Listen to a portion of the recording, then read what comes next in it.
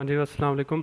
Last lecture में हमने स्टाइलकोलिन और बेथेनिकोल को डिटेल में पढ़ लिया था, उसके फंक्शन टॉक्सिटी वगैरह सब कुछ हमने कर लिया। अब जो हमारा है नेक्स्ट ड्रग, उसका नाम है हमारे पास कार्बाकोल। क्या है? कार्बाकोल। ये में हमारे पास क्या है? कार्बाकोल में हमारे पास क्या है? डायरेक्ट एक्टिंग कोलिनोमिमेटिक है।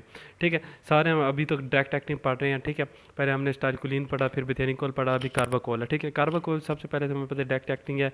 अब ये हमारे पास, ये भी हमारे पास क्या है? क्वाटरनरी अमाइन है। अभी तक हमने जो तीनों पढ़े हैं वो तीनों को क्या है? क्वाटरनरी अमाइन है। अब क्वाटरनरी अमाइन है तो इसका मतलब इसके CNS इफेक्ट क्या होंगे? नहीं होंगे। ठीक है, पहली बात हमें समझ आ गई। दूसरी बात हम ये कर रहे हैं कि हमारे पास ये होते हैं, जैसे हमने एसिटाइलकोलिन पढ़ा था वो मस्क्रीनिक और निकोटीनिक दोनों पे लगता है। कार्बाकोल बेथेनिकोल जो है ये सिर्फ मस्क्रीनिक पे लगता है, लेकिन कार्बाकोल जो है ये भी हमारे पास दोनों पे लगता है। ये क्या? मस्क्रीनिक एंड निकोटीनिक दोनों रिसेप्टर पे जाकर दोनों रिसेप्टर को क्या करता है? एक्टिवेट कर सकता है। ठीक है, अब इसी वजह से हम इसको यूज़ नहीं कर सकते, क्योंकि ये हमारे पास मस्क्रीनिक में भी और निकोटीनिक दोनों पे जाके हमारे पास ऐड कर सकते हैं, तो एक डिफ्यूज़ इफेक्ट दे सकता है। इसके साथ इसकी एक और वजह भी होती है, इसकी पोटेंसी बड़ी हाई होती है, हाई पोटेंसी होती है। ठीक है, पोटेंसी हाई होने के साथ इसमें क्या होता है? नॉन सेलेक्टिव होता है, या नॉन सेलेक्टिव तो हमें पता है मस्क्रीनिक और निकोटीनिक दोनों पे लगता है। और इसके साथ इसका ड्यूरेशन ऑफ एक्शन ज़्यादा होता है।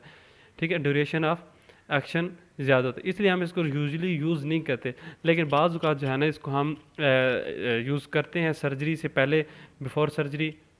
ठीक है, इसको हम यूज़ कर सकते हैं, या ग्लाउकोमा के ट्रीटमेंट में। क्या? बिफोर सर्जरी या फिर ट्रीटमेंट ऑफ ग्लाउकोमा में हम इसको यूज़ कर सकते हैं।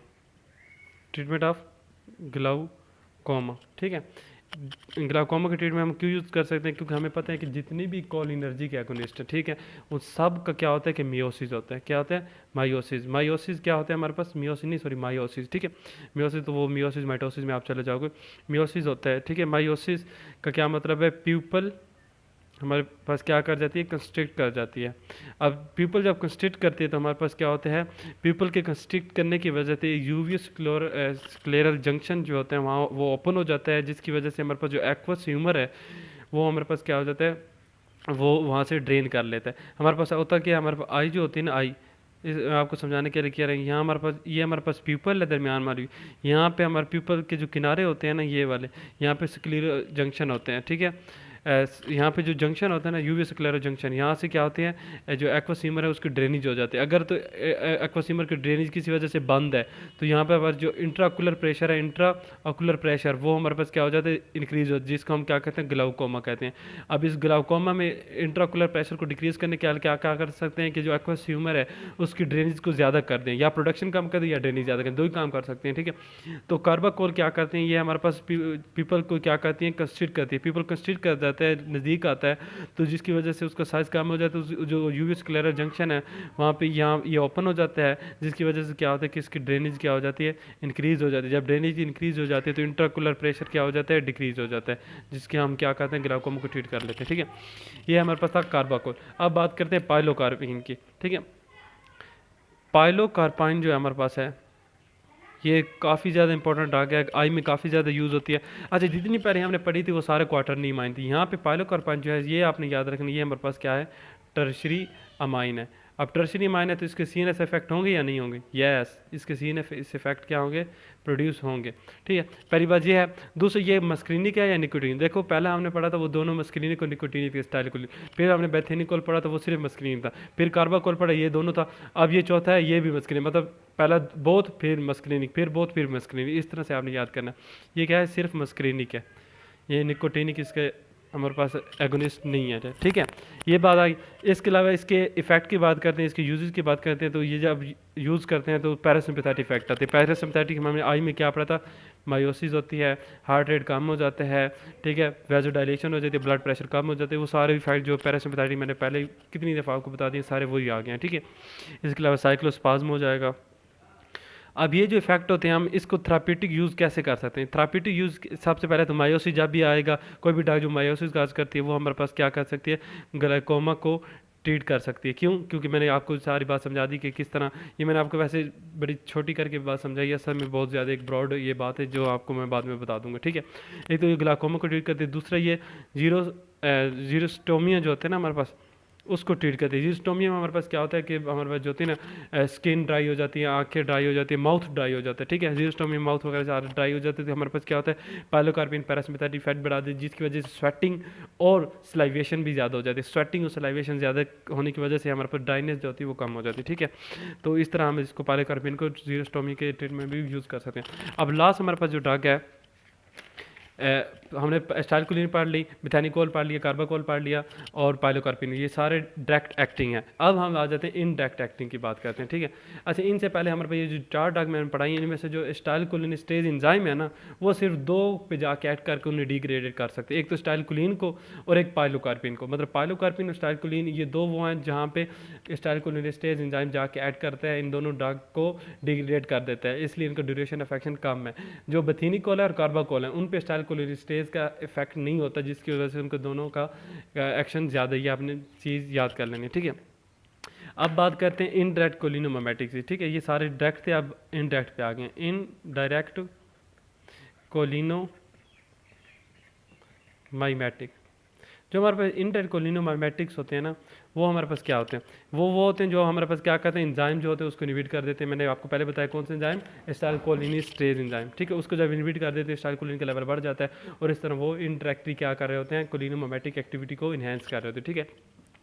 अब इसको मैंने आपको बताया था कि इसमें 3 होते हैं, शॉर्ट एक्टिंग होते हैं, पहले आपको मैंने बता दिया था फर्स्ट लेक्चर में। शॉर्ट एक्टिंग होते हैं, इंटरमीडिएट होते हैं और लॉन्ग एक्टिंग होते हैं। शॉर्ट एक्टिंग में हमारे पास एक अल्कोहल आ जाती है, एड्रोफोनियम आ जाता है शॉर्ट एक्टिंग में। इंटरमीडिएट में हमारे पास क्या आ जाता है, नियोस्टिग्मीन आ जाता है। नियोस्टिग्मीन आपने पढ़ा होगा फर्स्ट ईयर में। ये किस में यूज़ होती है, एनफाइसोस्टिग्मीन, यस, ये मास्थीनिया ग्रेविस के ट्रीटमेंट में यूज़ होती है फाइसोस्टिग्मीन, और एक और होती है पायरिडोस्टिग्मीन, ठीक है। अब और लॉन्ग एक्टिंग में हमारे पास क्या आ जाते हैं, ऑर्गेनोफॉस्फेट आ जाते हैं, ऑर्गेनोफॉस्फेट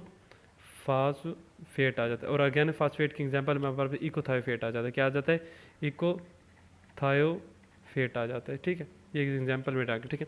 वैसे आप ऑर्गेनोफॉस्फेट याद कर लीजिए, ये भी काफ़ी ज़्यादा इंपॉर्टेंट है, यहाँ तक बहुत है। अब यहाँ पे हम बात करते हैं, ये तो हमें पता चल गया ये इंटरमीडिएट होते हैं, शॉर्ट होते हैं, लॉन्ग एक्टिंग होते हैं। अब ये काम कैसे करते हैं, अब पहले बात करते हैं एड्रोफोनियम के, एड्रोफोनियम कैसे काम करती है, ठीक है। एड्रोफोनियम की बात करते हैं तो एड्रोफोनियम हमारे पास क्या करती है, सबसे पहले तो हमें पता होना चाहिए कि ये रिवर्सिबल है।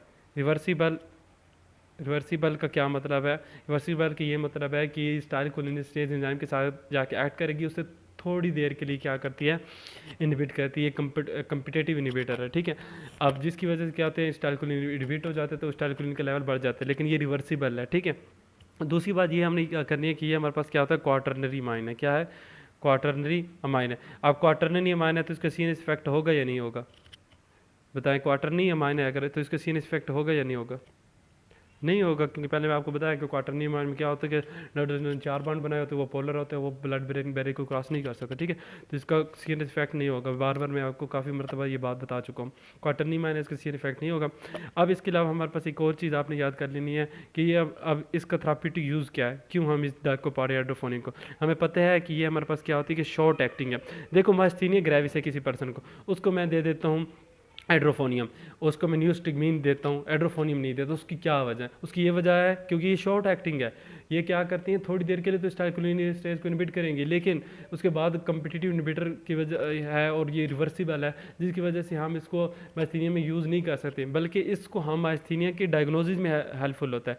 कैसे, डायग्नोसिस ऑफ मास्थीनिया ग्रेविस, मास्थीनिया ग्रेविस की डायग्नोसिस में ऐसे हेल्पफुल है कि जैसे किसी पर्सन में आया मास्थीनिया ग्रेविस, उसको मसल वीकनेस हुई पड़ी, जैसे हम इसको एड्रोफोनियम देते तो उसकी मसल एक्टिविटी इनहेंस हो जाती है, ठीक है। एक तो ये है कि मास्थीनिया के ग्रेविस हमें पता चल जाएगी इसको ये। दूसरी, ये मास्थीनिया क्राइसिस और मास्थीनिया ग्रेविस में डिफ्रेंशिएट करने के लिए भी ये हेल्पफुल होती है। कैसे, जो हमारे पास होती है ना मास्थीनिया कोलिनर्जिक क्राइसिस और मास्थीनिया ग्रेविस, इसमें ये डिफरेंस होता है, जो कोलिनर्जिक क्राइसिस होती है उसमें क्या होता है कि स्टाइलकोलिन का लेवल बहुत ज़्यादा हो जाता है, जिसकी वजह से वो क्या करते थे, वो जो रिसेप्टर होते हैं वो फटीक हो जाते हैं। जबकि मास्थीनिया ग्रेविस में क्या होता है कि वो जो रिसेप्टर होते हैं वो ऑटोइम्यून डिजीज़ की वजह से काम नहीं कर रहे होते, ठीक है। तो वहाँ पे स्टाइलकोलिन का लेवल कम होता है। तो अगर तो मैं किसी पर्सन को एड्रोफोनियम दे देता हूँ, ठीक है, और हमें नहीं पता, दोनों सिचुएशन में मसल वीकनेस है, ठीक है।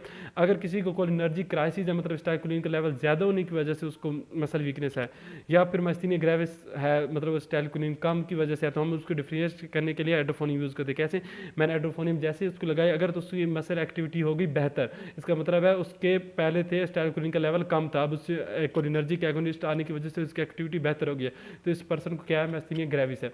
अगर तो एडोफोनियम देने के बाद उसके हमारे पास कोलिनर्जिक क्राइसिस, उसकी मसल एक्टिविटी इन्हेंस नहीं हुई बल्कि और ज़्यादा ख़राब हो गई, तो इसका मतलब उसे कोलिनर्जिक क्राइसिस है। ठीक है, ये इन दोनों को हम डिफ्रेंशिएट करने के लिए ये भी इस्तेमाल करते हैं। ठीक है, अब हमारे पास जो नेक्स्ट ड्रग है वो हमारे पास है एड्रोफोनियम। अच्छा, एड्रोफोनियम की पहला यूज़ हो गया डायग्नोसिस के लिए, दूसरा डिफ्रेंशिएट करने के लिए, तीसरा हम जो है ना न्यूरोमस्कुलर ब्लॉकर बाजू का हम यूज़ करते हैं किसी मेडिसिन में। ठीक है, वो हम नेक्स्ट चैप्टर में आपको पढ़ाऊंगा। न्यूरोमस्कुलर जो ब्लॉकर होते हैं वो क्या करते हैं, न्यूरोमस्कुलर जंक्शन को ब्लॉक कर देते हैं। ठीक है, अगर वो हद से ज़्यादा हम देते हैं तो उसकी टॉक्सिटी हो जाती है, उस टॉक्सिटी को हम क्या करते हैं, रिवर्स करने के लिए उसके एक्शन को हम क्या कर सकते हैं, एड्रोफोनियम देते हैं। ठीक है, अब हमारे पास जो नेक्स्ट ड्रग है वो हमारे पास है फाइसोस्टिग्मिन। फाइसोस्टिग्मिन, अब फाइसोस्टिग्मिन जो है वो हमारे पास क्या है, इंटरमीडिएट एक्टिंग है। ठीक है, इसके अलावा ये हमारे पास है टर्शरी अमाइन। क्या है, टर्शरी अमाइन। अब टर्शरी अमाइन का क्या मतलब है, टर्शरी अमाइन का मतलब नाइट्रोजन ने 3 बॉन्ड बनाए हुए हैं, इसका मतलब ये नॉन पोलर लिपोफिलिक है। लिपोफिलिक इसका मतलब है ये सीएनएस के ब्लड ब्रेन बैरियर को क्रॉस करके सीएनएस से फैट प्रोड्यूस करेगी। पहली बात ये है। दूसरी बात ये हमने याद करनी फाइसोस्टिग्मिन का कि इसका थेराप्यूटिक यूज़ क्या है। इसका थेराप्यूटिक यूज़ ये है कि ये भी हमारे पास न्यूरोमस्कुलर जो है ना हमारे पास ब्लॉकर, उसके इफेक्ट को क्या कर सकती है, रिवर्स कर सकती है। उसके इफेक्ट को क्या कर सकती है, रिवर्स कर सकती है।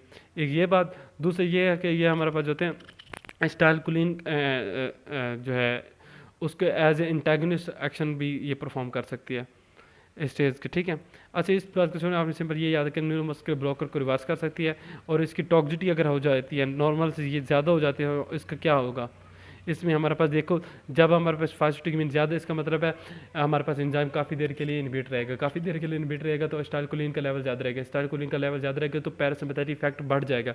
पैरासिम्पैथेटिक इफेक्ट बढ़ जाए तो क्या क्या होगा, जीआईटी की मोटिलिटी ज़्यादा होगी, जिसकी वजह से क्या हो जाएगा, डायरिया हो जाएगा।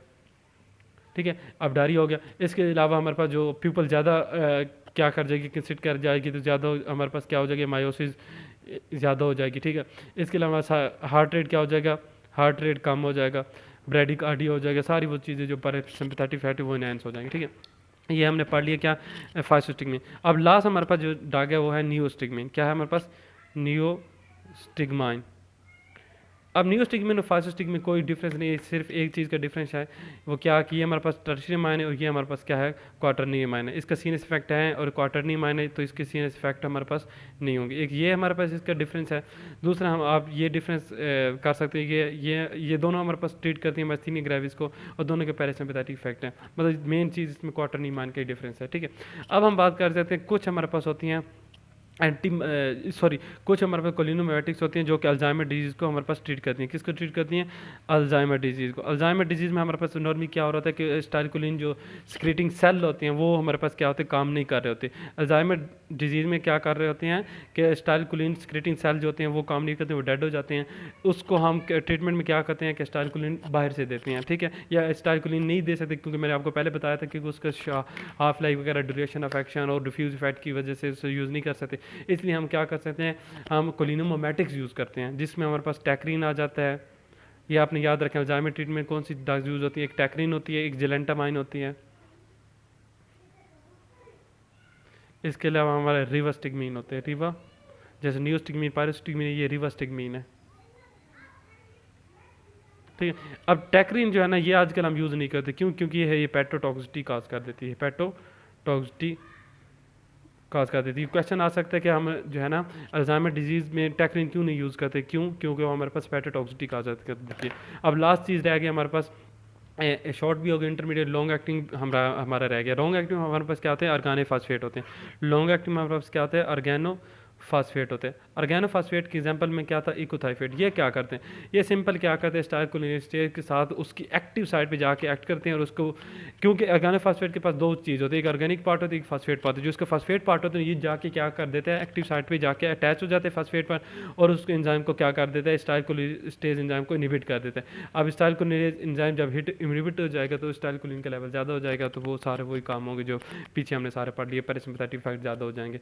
अच्छा, पैरासिम्पैथेटिक इफेक्ट में हमारे पास क्या आ जाता है, बार बार मैं बताता हूँ कि टॉक्सिटी में आप लिख सकते हो कि पैरासिम्पैथेटिक इफेक्ट इनहेंस, उसको आपने डम्बल्स के जरिए याद कर सकते हो, डम बेल्स।